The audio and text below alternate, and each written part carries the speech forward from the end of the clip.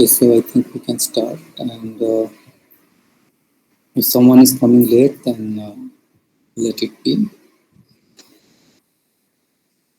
Share my screen just a moment.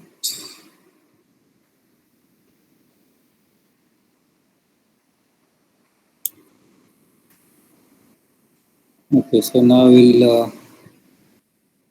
revert back to discussion on electromagnetic waves. So far we discussed about Maxwell equation and their origin. That what are the fundamental laws which are represented by this equation. Okay, so we discussed about all this. So these are mainly the Gauss law in electrostatic, magnetostatic, Faraday's law, Ampere's law. So these Maxwell equation are mathematical representation of this basic law of electrostatic and magnetostatic. And of course, then these are modified to cover the effect of dynamic system as well. If there is some variation with time or position, so that effect is also being covered. So now we have to see or extend our discussion in context of electromagnetic waves. So how can we describe the electromagnetic wave? Because electromagnetic wave is more or less everywhere. So whatever field you pick, you will find that it is being used in one way or another. And in your future semester as well, you will have the extended discussion on electromagnetic wave, its application or its theoretical part. So the part which will be discussing, it will be the basic one, that how can we describe its physics part. So I'm not going to repeat this thing. This is the context of the next discussion. Maxwell equation and their significance is already talked about. So now we'll be focusing on these 3 points, which is how we can write electromagnetic wave equation. If you recall that if we have to describe any motion, we need some mathematical equation so that we can describe that. Linear equation से start किया था, उसमें भी कुछ equation थी जिनको equation of motion कहते हैं. Then in oscillatory motions as well, we have set of equation or equation of motion जिसका use करके उस motion को describe करते हैं. So जो wave equation है, that is sort of equation of motion for waves. तो जब हम स्ट्रिंग वेव की बात करते हैं, साउंड वेव की बात करते हैं, उन केस में भी वेव इक्वेशन डिस्कस होती है. सो विल सी कि इलेक्ट्रोमैग्नेटिक वेव्स को डिस्क्राइब करने के लिए जो इक्वेशन ऑफ मोशन रहेगी वो क्या है. Then what is the amount of energy and momentum carried by waves, and important one is the reflection and transmission of electromagnetic wave when it travel from one medium to another. Okay.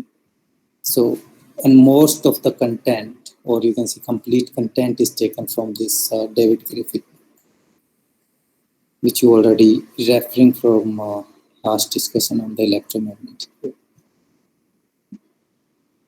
Okay, so let us start it. So last time we already discussed about Maxwell equation in free space. Free space means we are not considering any material. Okay, it is so. You can see it is vacuum. So in that case, what we had 4 equations, Gauss law, which represent the divergence of the electric field and depends on the charge in the system. Then Gauss law in magnetostatic. Then we have this Maxwell Ampere's law, and another equation was Faraday's law.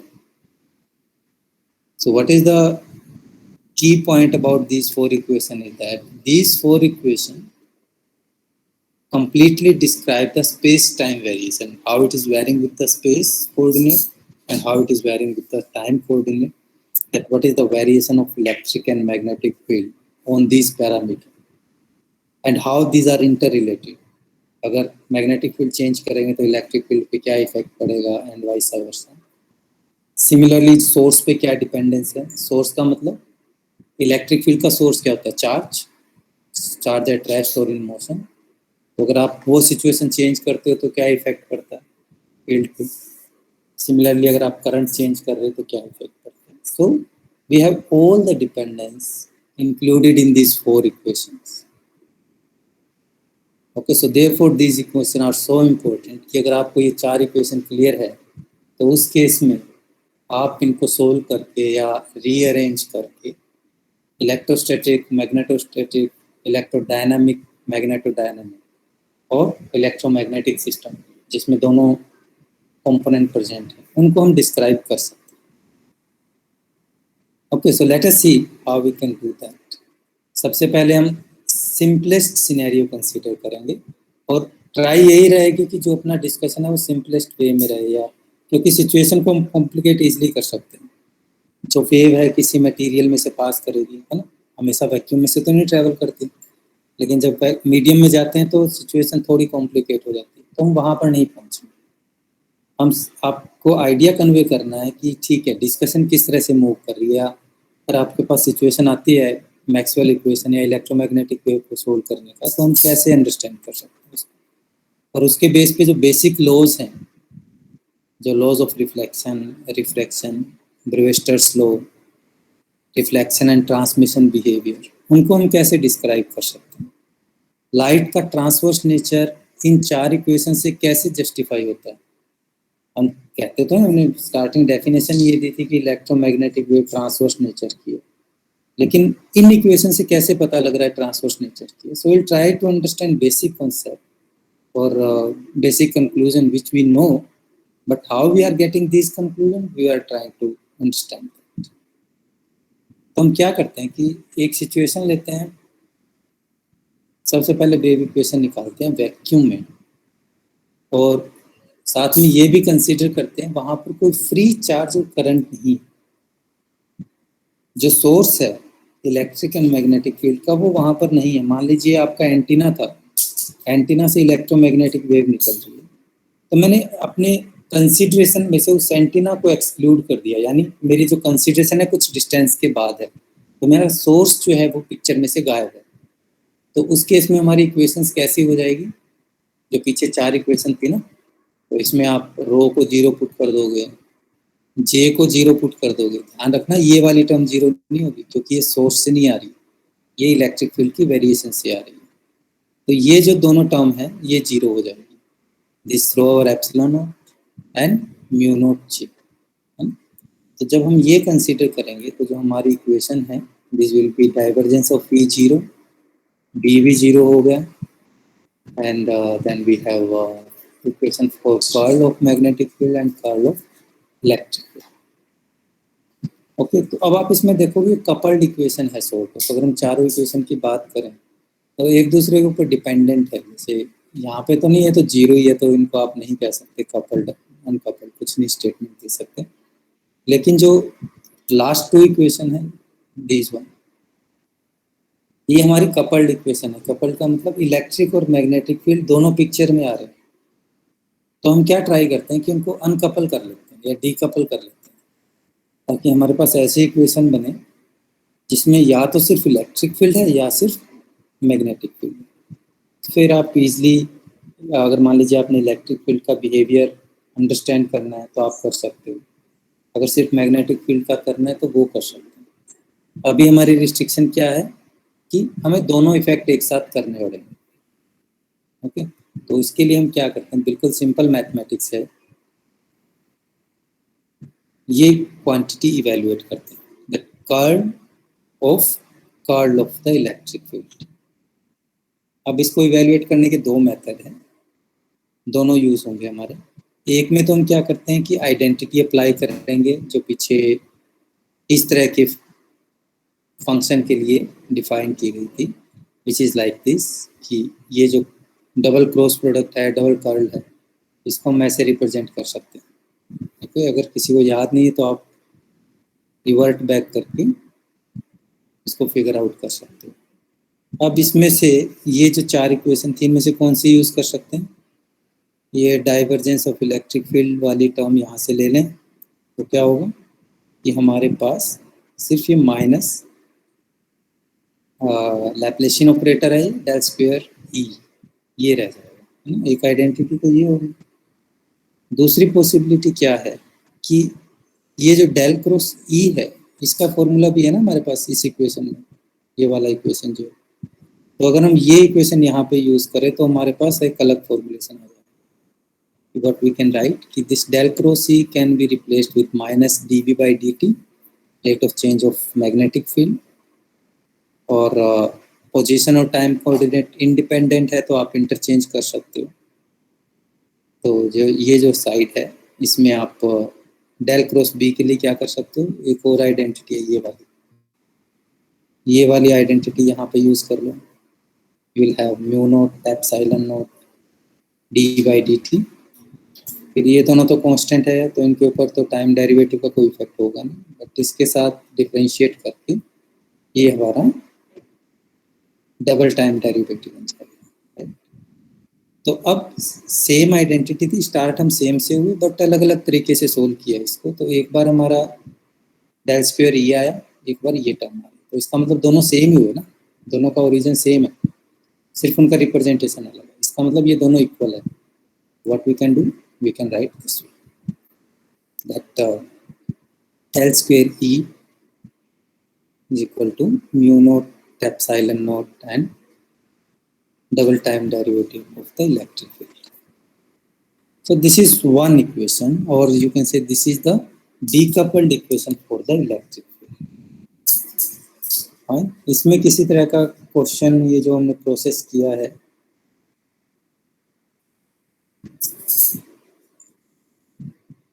No sir.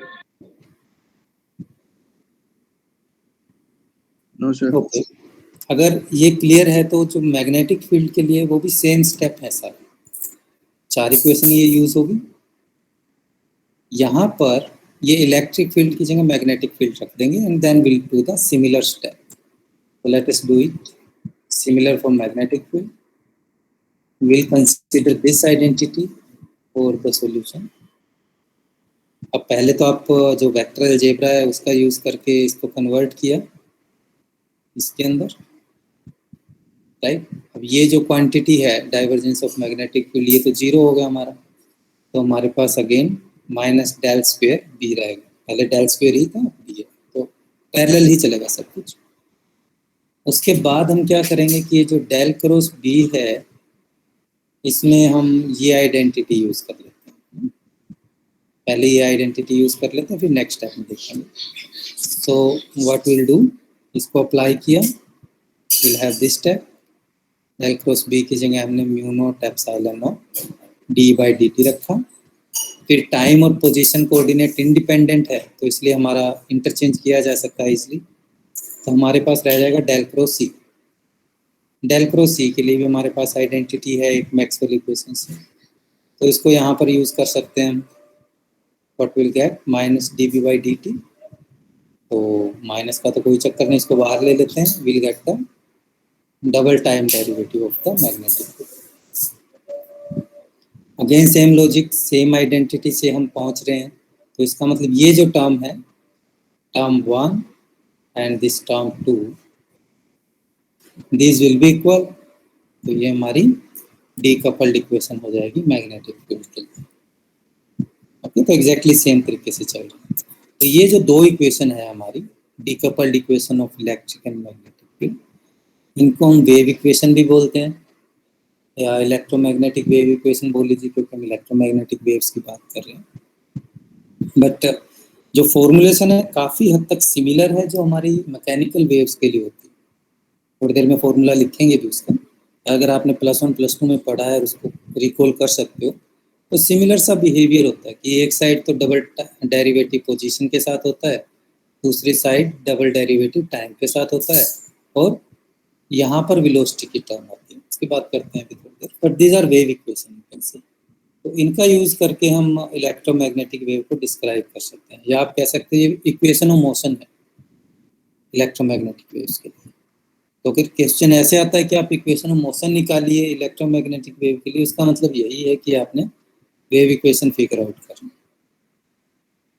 Okay, so if we are able to understand that, then let us see what do we have in our hand. तो ये हमारी दो wave equation है, दोनों एक दूसरे से independent है mathematically. Physics wise of course electric और मैग्नेटिक फील्ड डिपेंडेंट है, बट अगर मैं सिर्फ इलेक्ट्रिक फील्ड का बिहेवियर देखना चाह रहा हूँ या सिर्फ मैग्नेटिक फील्ड का देखना चाहता हूँ, that can be done using these two equation separately. Okay, लेकिन एक का बिहेवियर अगर आपने निकाला है तो आप बाय डिफॉल्ट दूसरे का बिहेवियर निकाल रहे हो, है ना, क्योंकि उनके बीच में defined relation. Okay, so that is the beauty of electromagnetic wave. दिखने में कॉम्प्लिकेटेड लगती है बट है नहीं. दो फील्ड कंपोनेंट है, बट एक को अगर आप अंडरस्टैंड कर लेते हो तो दूसरा बाय डिफॉल्ट हो जाता है.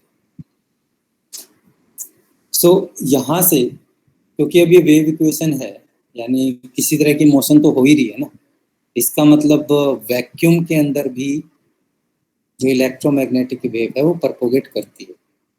अगर ये इक्वेशन एग्जिस्ट नहीं करती या जीरो होती तो उसका मतलब क्या होता है कि वैक्यूम के सिनेरियो में कोई वेव परपोगेट नहीं करती.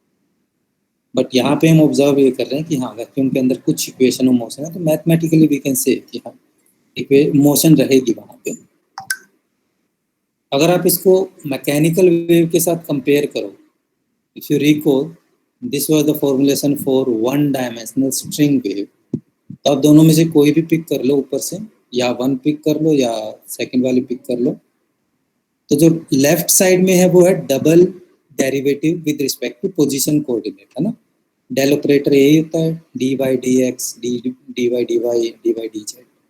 तो ये 3D में पोजीशन कोऑर्डिनेट के साथ डबल डिफरेंशियल है. यहाँ पे हम 1D की बात करते हैं तो ये पोजीशन के साथ डबल डिफरेंशियल है.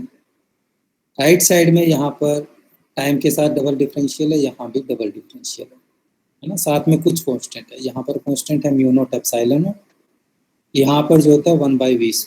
तो काफ़ी हद तक सिमिलैरिटी रहती है. ऐसा नहीं है कि हमने सिस्टम चेंज कर दिया तो जो मैथमेटिकल डिस्क्रिप्शन है वो हमारा काफ़ी चेंज हो जाता है. ठीक है, पैरामीटर चेंज हो जाएंगे, जो क्वांटिटी चेंज हो रही है, फ्लक्चुएट कर रही है, ऑसिलेट कर रही है, वो चेंज हो जाएगी, बट जो अप्रोच है डिस्क्राइब करने का वो सिमिलर रहता है. अगर आपका फिनोमिना सिमिलर है, जैसे हम ऑसिलेशन के केस में भी करते थे कि इलेक्ट्रिकल और मैकेनिकल सिस्टम के लिए पैरामीटर डिफरेंट जरूर थे, लेकिन उनको डिस्क्राइब करने के लिए जो इक्वेशन बनती थी वो काफ़ी हद तक सिमिलर बनती थी. कंक्लूजन हमारे लगभग सिमिलर आ रहे थे, सिर्फ पैरामीटर जो है, बेसिक पैरामीटर, वो चेंज हो. तो अगर हम सेम एनालॉजी लेके चलें तो यहाँ पर ये कांस्टेंट टर्म है, तो ये वेलोसिटी स्क्वायर के साथ डिपेंडेंट होनी चाहिए.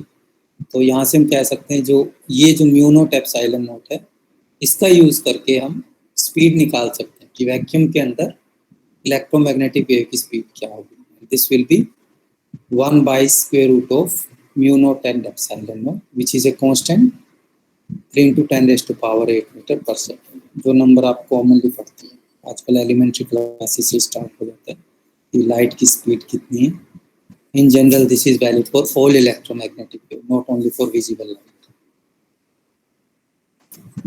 Okay, so then what we have, उसके बाद हम कंसीडर करते हैं कि, या ट्राई करते हैं इसको अंडरस्टैंड करने का कि जो हमने इक्वेशन लिखी है इससे हम इलेक्ट्रोमैग्नेटिक वेव के बारे में और क्या बता सकते हैं. अभी आप ये भूल जाइए कि वो ट्रांसवर्स नेचर की है जो हम स्टेटमेंट देते हैं ना यूजली.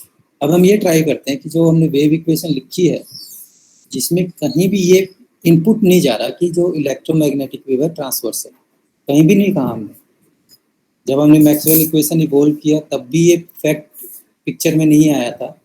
जब हमने वेव इक्वेशन लिखी तब भी ये हमने कंसीडर नहीं किया.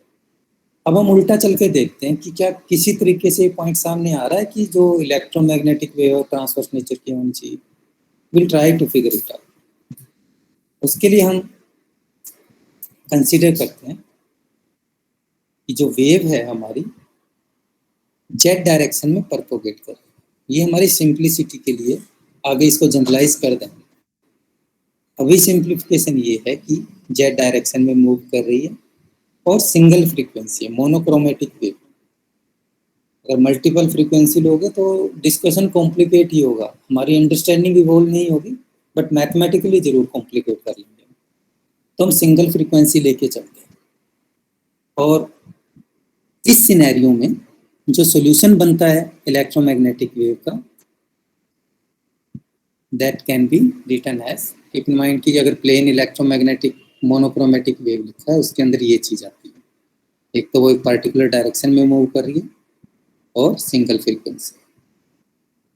अगर इसका सॉल्यूशन लिखना है, इट मीन्स जो पीछे हमने वेव लिखी थी उनका सॉल्यूशन लिख रहे हैं, वो डिफरेंशियल इक्वेशन थी, double differential. I am not sure कि आपके बी लेवल पे डबल डिफरेंशियल सोल्व करना किस लेवल का आएगा। इसका जो सॉल्यूशन है वो मैं डायरेक्ट लिख रहा हूँ, डायरेक्ट ही यूज करना है, डेरिवेशन नहीं करना है इसका। Whether you consider it as कि मैं आपको नहीं बता रहा, मैं साथ में ये स्टेटमेंट भी दे रहा हूँ कि इसकी आपको जरूरत नहीं है अपने इस डिस्कशन के कॉन्टेक्स्ट में। ओके, तो इसका जो सॉल्यूशन है वो इस फॉर्म में लिख सकते हैं, जो रियल पार्ट है, that electric field will be with the amplitude term cosine के जेड, हर एक टर्म की बात करेंगे, एंड ओमेगा टी। सिमिलरली आप मैग्नेटिक फील्ड के लिए लिख सकते हो कोसाइन के जेड माइनस ओमेगा टी। ज़्यादा से ज़्यादा आप क्या करो कि इन सॉल्यूशन को चेक कर लो, ये हमारे इक्वेशन को सेटिस्फाई कर रहे हैं नहीं कर रहे। आपको डिफरेंशियल जो भी हमने इक्वेशन लिखी है वेव इक्वेशन, उनको सोल्व नहीं करना। तो इन कॉम्प्लेक्स नोटेशन अगर लिखना है, जैसे हम फोर्स्ड ऑसिलेशन में करते रहे थे एक्सपोनेंशियल की टर्म में, तो वो भी हम कर सकते हैं, बट मोस्टली हम रियल पार्ट में ही इंटरेस्टेड है जो हमारी फिजिक्स को रिप्रेजेंट करेगा। यहाँ पे कॉम्प्लेक्स नोटेशन इसलिए पिक्चर में ले आते हैं कि वो जो हमारा मैथमेटिकल पार्ट है ना उसको काफ़ी सिंपल कर देते हैं, वो साइन के रिस्पेक्ट में काफ़ी सिंपल होता है। हालांकि मे भी आप इस चीज़ को अभी अप्रिशिएट ना कर पाओ, but it is the case. तो अगर हम कंप्लीट नोटेशन लिखें, कॉम्प्लेक्स नोटेशन, तो ये जो ऊपर वाले सॉल्यूशन है इनको हम ऐसे लिख सकते हैं, that E note exponential, iota लिखा हमने वही कॉम्प्लेक्स नंबर के लिए, सो हमारी साइन और कोसाइन टर्म आएगी, एंड आर्ग्यूमेंट या एक्सपोनेंट हमारा सेम है जो यहाँ पे आर्ग्यूमेंट है। Similarly we can write for the magnetic. तो ये हमारे इलेक्ट्रोमैग्नेटिक वेव के सॉल्यूशन है, या कह लीजिए ये हमें क्या बता रहा है कि इलेक्ट्रिक एंड मैग्नेटिक फील्ड की वैल्यूज क्या होगी किसी पार्टिकुलर पोजीशन पे एंड किसी पार्टिकुलर टाइम पे। जैसे अगर आप रिकॉल करो तो जब हम ऑसिलेशन की बात कर रहे थे तो वहाँ पे पहले हम डिफरेंशियल इक्वेशन ऑफ मोशन निकालते थे, उसके बाद हम लीनियर इक्वेशन ऑफ मोशन निकालते थे। तो लीनियर इक्वेशन ऑफ मोशन क्या दे रहा था कि जो डिस्प्लेसमेंट है वो टाइम के साथ कैसे वेरी कर रही है, या जो चार्ज है वो टाइम के साथ कैसे वेरी कर रही है। अब यहाँ पे लीनियर सॉल्यूशन हमें क्या दे रहा है कि जो इलेक्ट्रिक और मैग्नेटिक फील्ड है, जो बेसिक वेरिएबल्स हैं हमारे, वो टाइम और पोजीशन के साथ कैसे वेरी कर रहे हैं। तो अगर आपके पास ये क्वांटिटी हो तो उसके बाद बाकी सारे क्वांटिटी तो ड्राइव्ड होती है, इसका मतलब इनका यूज करके हम ड्राइव कर सकते हैं। So we have the basic quantity in our hand.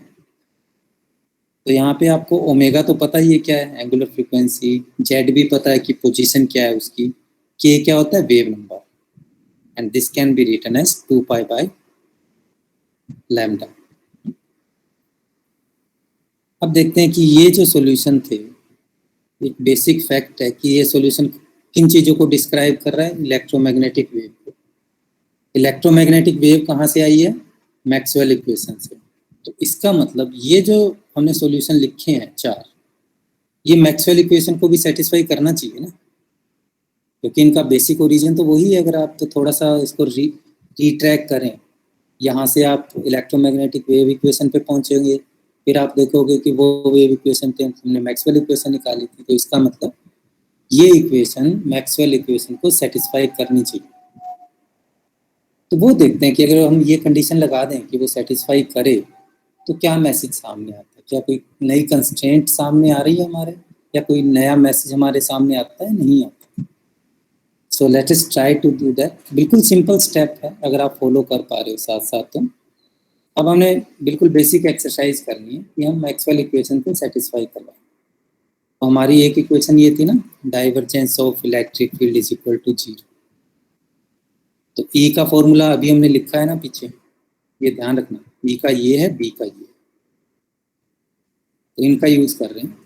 और डेल का आपको पता है क्या होता है, this is a del operator, vector quantity है d by d x, d by d y, d by d z. तो हमने एक्स वाई और जेड के रिस्पेक्ट में डिफरेंशिएट करना है and accordingly will get the x y and z component.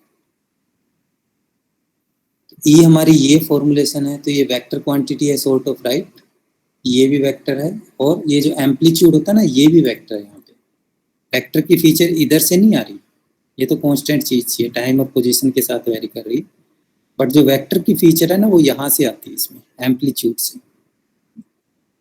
तो हम इसको ऐसे लिख सकते हैं राइट, इलेक्ट्रिक फील्ड को vector x component, y component and z component, simple vector notation है। और फिर आप इसको इसके साथ कंबाइन कर सकते हैं कि जो एक्सपोनेंशियल टर्म थी वो तो तीनों में सेम रहेगा, और जो एम्पलीट्यूड टर्म थी वो E0x यानी x के लॉन्ग एम्पलीट्यूड, y के लॉन्ग एम्पलीट्यूड एंड z के लॉन्ग एम्पलीट्यूड, तो तीनों एम्पलीट्यूड कंपोनेंट हो गए हमारे। अब आपको ये क्वांटिटी कैलकुलेट करनी है।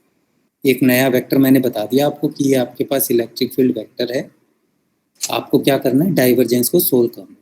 और जो आपने प्रैक्टिस किया है कुछ हद तक, अब वो जब एक्सरसाइज करोगे व्हाट विल गेट कि आपके पास ये टर्म आएगी d x by x, E y differential with respect to y and z respect E z differential with respect to Z.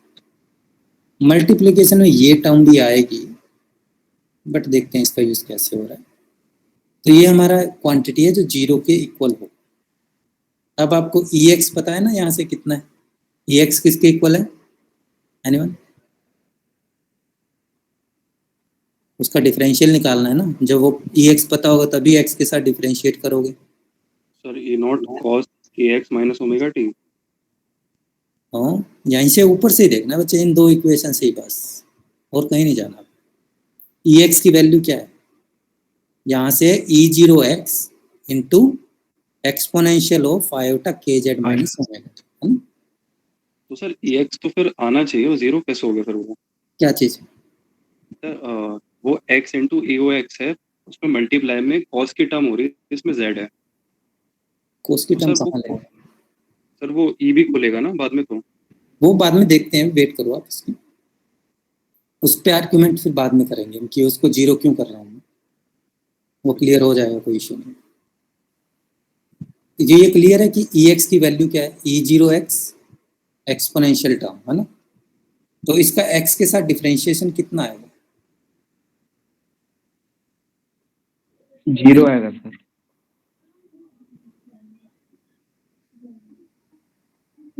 Anyone else?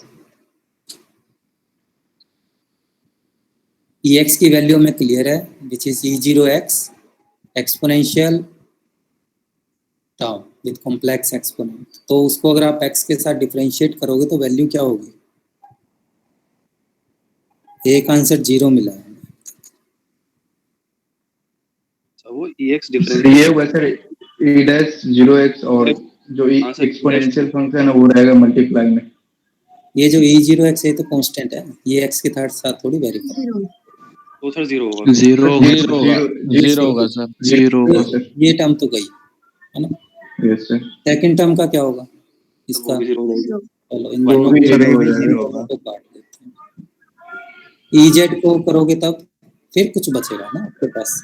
Yes sir, उसमें आएगा। हाँ, तो उसके डिफरेंशिएट करके निकाल सकते हो आप, क्या होगा, this will come out to be iota के E0z इक्वल टू 0। अब इसके साथ एक्सपोनेंशियल टर्म भी आएगी राइट, जो मैंने नहीं लिखी, यहाँ पे लिख सकते हो, कोई इशू नहीं है, लेकिन वो 0 नहीं हो सकती। रीजन उसका, क्योंकि ये एक ऑसिलेटरी टर्म है, ऑसिलेटरी होने का मतलब वो टाइम और पोजीशन के साथ चेंज हो रहा है। अगर वो 0 है इसका मतलब क्या, वो तो हर एक पॉइंट पे 0 है, कोई ऑसिलेशन है ही नहीं। अगर ऑसिलेशन नहीं है तो इसका मोशन का है कि वो ना वो वेव मोशन है, ना ही उसमें इलेक्ट्रिक और मैग्नेटिक फील्ड ऑसिलेट कर रहा है, तो वो आर्ग्यूमेंट चलता है कि इसको हम नॉन जीरो लेके चलते हैं। तो हमारे पास ये टर्म रहेगी जो 0 के इक्वल होनी चाहिए, तो ये जो टर्म है ये तो जीरो नहीं हो सकते ना, आयोटा के वेव नंबर नॉन जीरो रहेगा, आयोटा भी नॉन जीरो है, हालांकि कॉम्प्लेक्स है। इसका मतलब जो एम्पलीट्यूड है वो हमारा जीरो है, कि जेड एक्सिस के अलोंग जो इलेक्ट्रिक फील्ड का कंपोनेंट है वो क्या आ रहा है, जीरो आ रहा है। सेम वे से हम मैग्नेटिक फील्ड को भी देख सकते हैं। इससे क्लियर होगा ना कि इलेक्ट्रिक फील्ड का कंपोनेंट जीरो है। मैग्नेटिक फील्ड के लिए भी हमारे पास इक्वेशन है, divergence of magnetic field equal to zero. Same तरह की इक्वेशन है, तो सारी चीज सेम चलेगी। मैग्नेटिक फील्ड के कंपोनेंट लिखे, एक्सपोनेंशियल टर्म में भी लिखा, फिर बी एक्स बी वाई और बी जेड की वैल्यू निकाल ली मैंने, okay.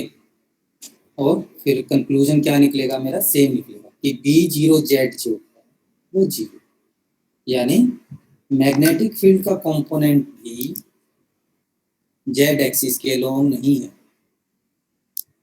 We have no magnetic component along the direction of Z axis.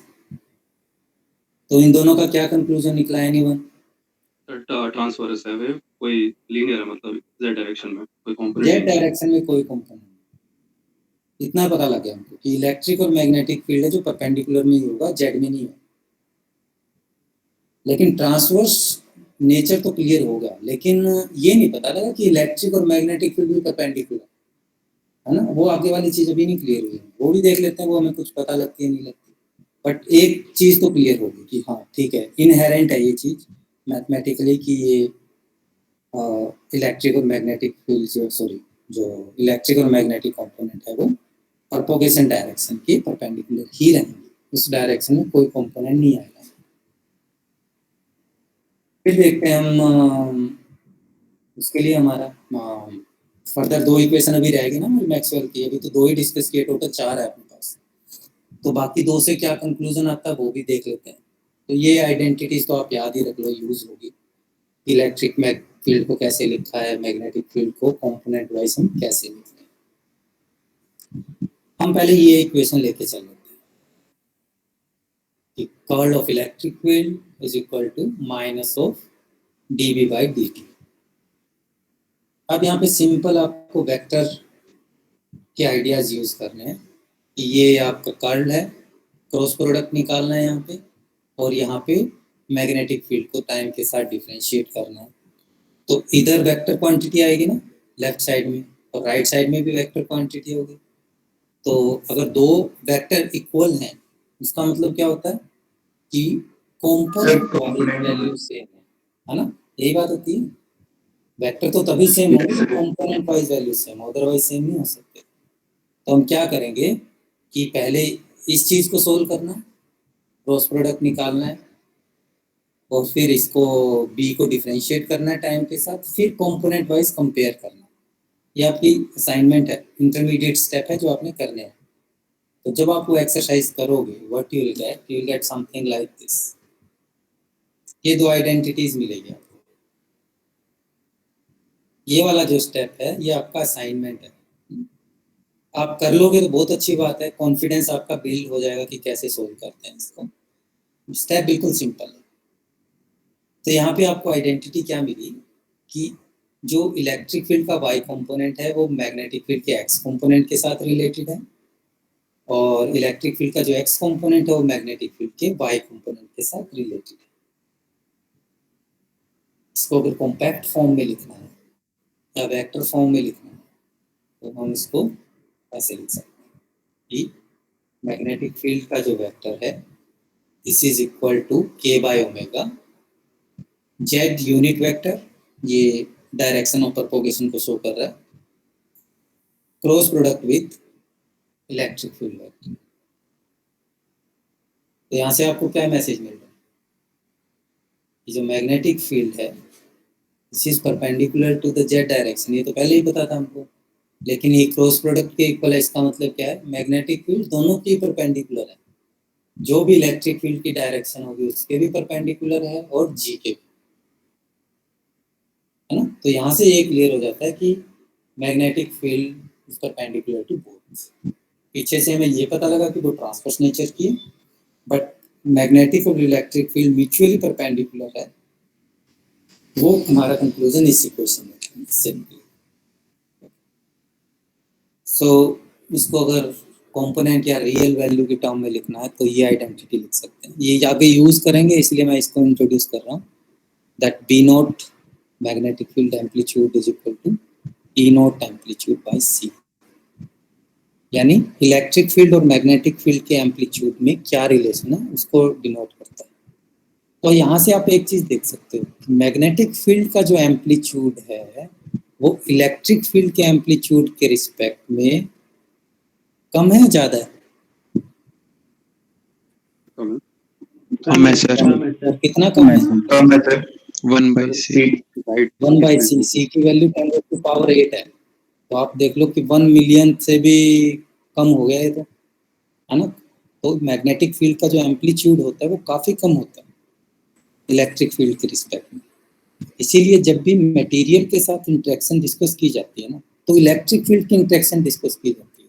Magnetic field जरूर है वहाँ पे, लेकिन उसकी स्ट्रेंथ बहुत कम है इलेक्ट्रिक फील्ड के रिस्पेक्ट में। तो इसलिए उसका जो इन्फ्लुएंस है वो इतना स्ट्रॉन्ग नहीं होता। जो नॉर्मल सिचुएशन है उनकी बात कर रहा हूँ मैं, स्पेशल सिनेरियो में हम फिगर आउट कर सकते हैं इसको, बट नॉर्मली इलेक्ट्रिक फील्ड का इफेक्ट ही डोमिनेट करता है। जो भी बिहेवियर आप ऑब्जर्व करोगे वो इलेक्ट्रिक फील्ड की वजह से ही करोगे। इसीलिए मोस्टली डिस्कशन या आप ऑप्टिकल ट्रांजिशन की बात कर लो, लेजर की बात कर लो, पोलराइजेशन की, जो भी हमारा रिफ्लेक्शन रिफ्रैक्शन होता है, इनमें जो भी इंटरेक्शन होती है ना वो मेनली क्या इंटरेक्शन है कि वेव का जो इलेक्ट्रिक फील्ड है वो मटेरियल के साथ इंटरेक्ट कर। तो जो भी फीचर हमारी आएगी या जो भी बिहेवियर ऑब्जर्व करेंगे वो इसी इंटरेक्शन की वजह से होगा। मैग्नेटिक वाले का इफेक्ट काफी नेग्लिजिबल होता है। ओके, तो चौथी इक्वेशन भी रह गई हमारी। चौथी इक्वेशन क्या होगी? ये वाली।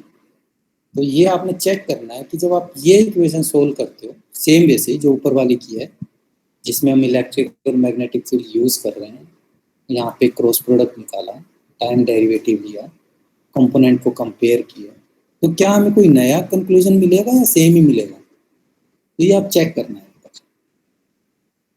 तो ये 2 असाइनमेंट है आपकी जो आपने ट्राई करना है इसमें। बिल्कुल सिंपल चीजें हैं but you must try. Okay, so any question up to this point? कि हम बिल्कुल सिंपल जो मैथमेटिकली हमने किया था उससे जो स्टैंडर्ड हमारी स्टेटमेंट है वेव्स के बारे में, वहाँ पे हम कैसे पहुँच पाए। That is the beauty of this equation. आगे हम और भी एक्सटेंसिव आइडिया जाते हैं इन इक्वेशन के बेसिस पे, देखते हैं हम किस लेवल तक डिस्कस कर पाएंगे। सारा नहीं कर पाएंगे ऑफ कोर्स, ये तो पता ही आपके स्कोप में भी नहीं है, और धीरे धीरे कॉम्प्लेक्सिटी भी इंक्रीज होती रहती है चीज़ों की। बट एटलीस्ट आप ये अप्रिशिएट कर पाओगे कि ये इक्वेशन जो है कितनी इम्पोर्टेंट है, और आप लोगों के लिए तो काफ़ी इम्पोर्टेंट है। अगर आप सच में इंजीनियर बनना चाह रहे हो ईसी में, अगर आप मैकेनिक बनना चाह रहे हो ईसी में तो अलग चीज़ है, टेक्निकल स्टाफ बनना चाह रहे हो दैट इज़ डिफरेंट थिंग, कि आपको कुछ कहा आपने कर दिया। लेकिन अगर आप इनोवेट करना चाह रहे हो तो आपको बेसिक चीज़ें क्लियर होनी चाहिए कि इम्पोर्टेंट क्या है आपके फील्ड से रिलेटेड। ट्रिपल ई वालों के लिए, ईसी वालों के लिए मैं हमेशा इस चीज़ पे एम्फेसाइज करता हूँ कि आपको इलेक्ट्रोमैग्नेटिक वेव के बारे में पता होना चाहिए। और ये वन ऑफ द रीज़न था कि पहले हमारे मैकेनिकल वेव्स थे सिस्टम के अंदर। तो मैकेनिकल वेव ठीक है, आइडियाज़ तो हमें दे देती है, बट वो सभी स्टूडेंट के लिए यूज़फुल नहीं है। इवन आईटी, सीएससी, जो बायोटेक वाले, उनके लिए भी यूज़फुल नहीं है। बट अगर हम इलेक्ट्रोमैग्नेटिक वेव का डिस्कस करते हैं तो एटलीस्ट 2 ब्रांचेस के लिए तो यूज़फुल है ना। तो इसलिए हमने ये सिलेबस में चेंज हुआ इसका, ताकि आप अपने सब्जेक्ट के साथ इसको डायरेक्टली एसोसिएट कर पाओ। बट आई होप कि आप इसको अच्छे से करोगे, ताकि आके आप जो यूजेस करो तो आपकी अंडरस्टैंडिंग बढ़िया रहे, तभी इसका बेनिफिट है। अदरवाइज फिर ये एकेडमिक एक्टिविटी रह जाती है। सो कोई क्वेश्चन इससे रिलेटेड?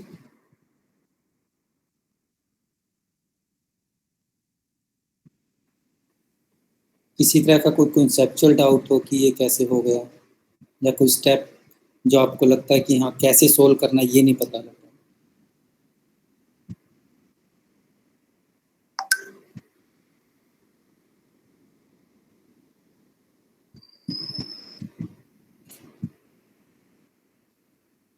ओके, नो, तो अच्छी बात है। I hope it is true कि आप अंडरस्टैंड कर पा रहे हो।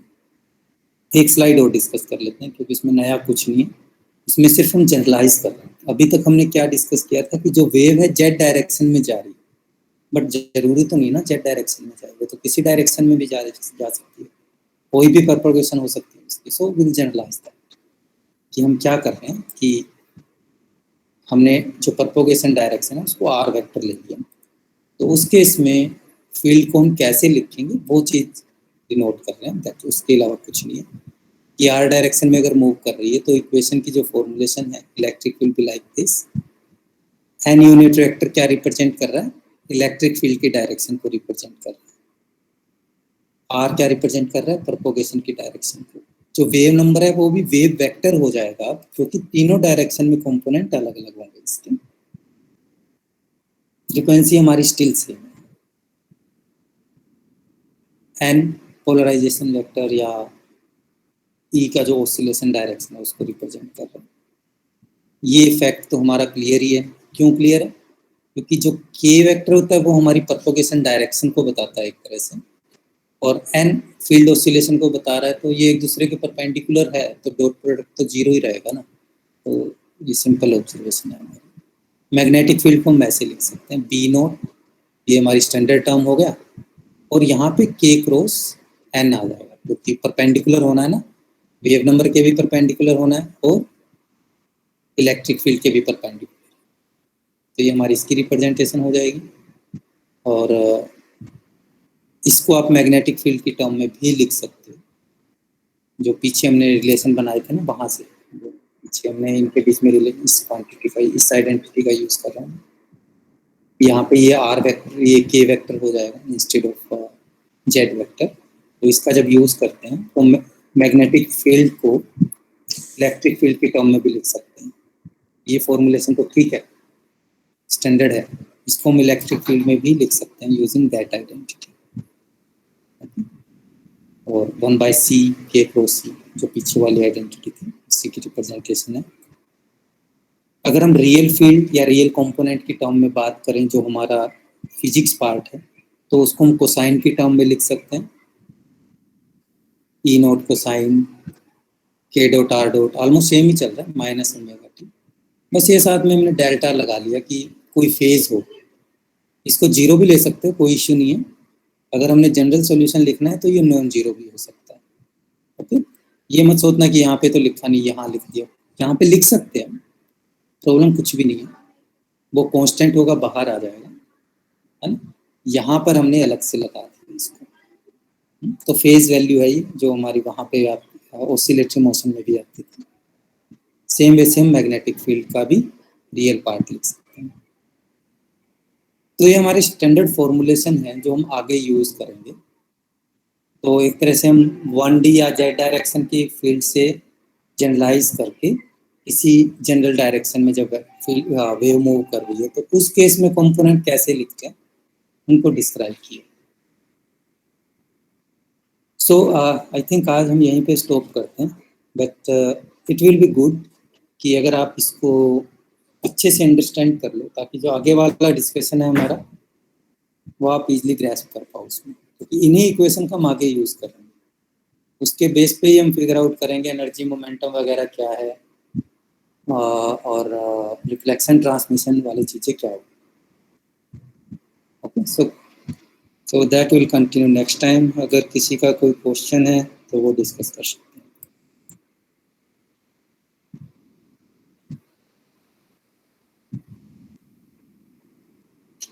सर जेड डायरेक्शन में जो प्रोपगेशन हो रहा था, तो सर आपने उसका डिफरेंशियल मतलब डेल बाई डेल जेड जो था उसको आपने जीरो कर दिया।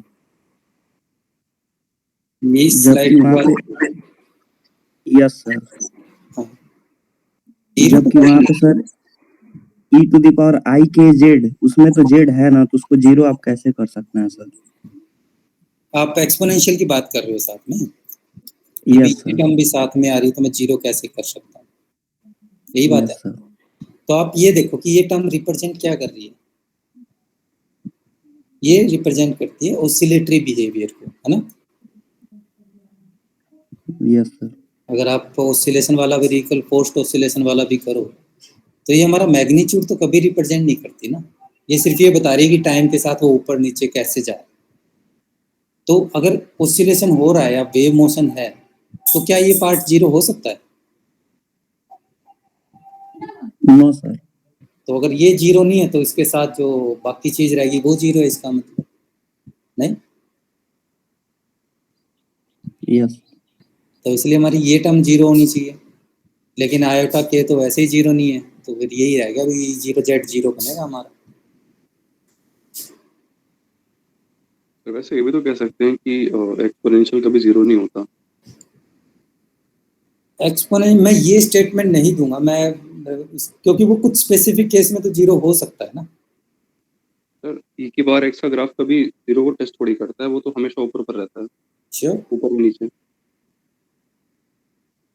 मैथमेटिकली तो देखो पॉसिबल है, ऐसी बात नहीं है कि एक्सपोनेंशियल जीरो नहीं हो सकता। नहीं सर, ई की पावर एक्स का ग्राफ हमेशा एक्स एक्सिस के ऊपर ही रहता है ना, कभी जीरो को टच नहीं करता, वो इन माइनस इन्फिनिटी पे जाके हो सकता है। हाँ मैं वही कह रहा हूँ, मैथमेटिकली पॉसिबल है, इसलिए मैंने मैथमेटिकल टर्म यूज की साथ में ना, मैथमेटिकली पॉसिबल है।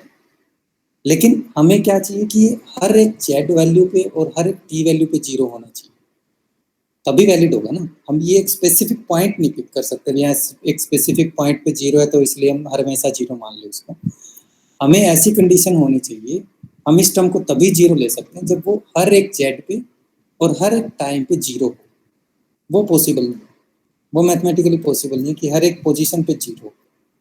तो इसलिए ये चीज़ तो हमारी ट्रू हो नहीं सकती। आप आर्गुमेंट फिजिक्स के सेंस में दे लो या मैथमेटिकली दे लो, आपकी मर्जी, बट दोनों ही केस में ये true.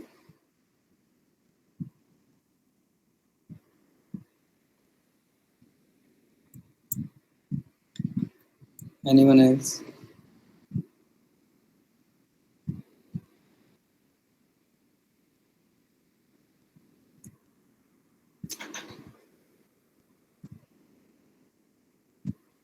Okay. If not, I think we can close today, or we'll continue on Monday, please. Thank you, everyone. Sir group 3 का प्रैक्टिकल आज होगा ना 3 बजे? हाँ बच्चे। Okay sir.